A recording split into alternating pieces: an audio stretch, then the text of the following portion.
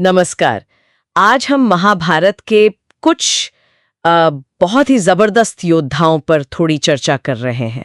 हमारे पास एक स्रोत है जो सिर्फ ताकत या स्किल नहीं बल्कि दिव्य शक्तियों को भी मिलाकर एक लिस्ट बनाता है। हाँ, ये दिलचस्प नजरिया है। देखते हैं इस लिस्ट में कौन कौन है। तो इस स्रोत के अनुसार 5वें नंबर पर भीम है। जाहिर है उनकी गजब की ताकत, गदा युद्ध, ये सब तो हम जानते ही हैं। बिल्कुल, भीम की शक्ति तो खैर अतुलनीय थी, लेकिन शायद स्रोत ये कह रहा है कि सिर्फ शक्ति काफी नहीं, रणनीति। हाँ, शायद वही। अब चौथे नंबर पर आते हैं कर्ण।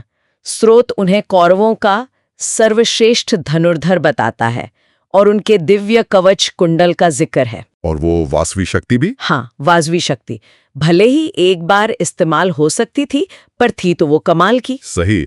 यहाँ स्रोत दिव्य वरदानों पर काफी जोर दे रहा है ना, मतलब सिर्फ हुनर नहीं। बिल्कुल।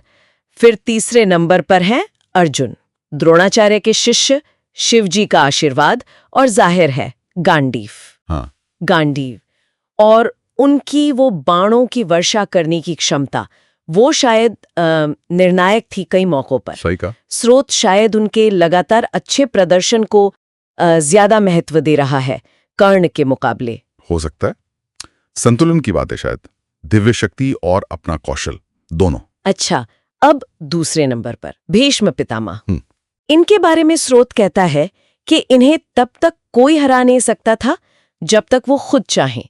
इच्छा मृत्यु। हाँ, इच्छा मृत्यु का वरदान। ये तो लगभग अजेय बना देता है। मतलब उनकी इच्छा शक्ति ही उनकी सबसे बड़ी ताकत थी। कृष्ण भी उनका सम्मान करते थे। बिल्कुल, उनकी दृढ़ता, उनका संकल्प। और अब पहले नंबर पर यहाँ थोड़ा सरप्राइज है।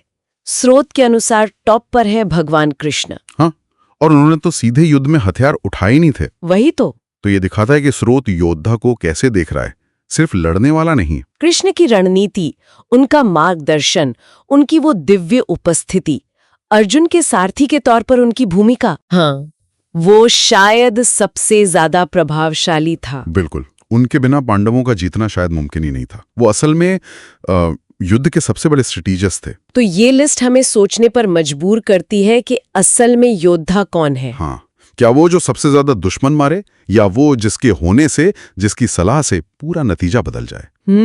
बहुत दिलचस्प नजरिया है।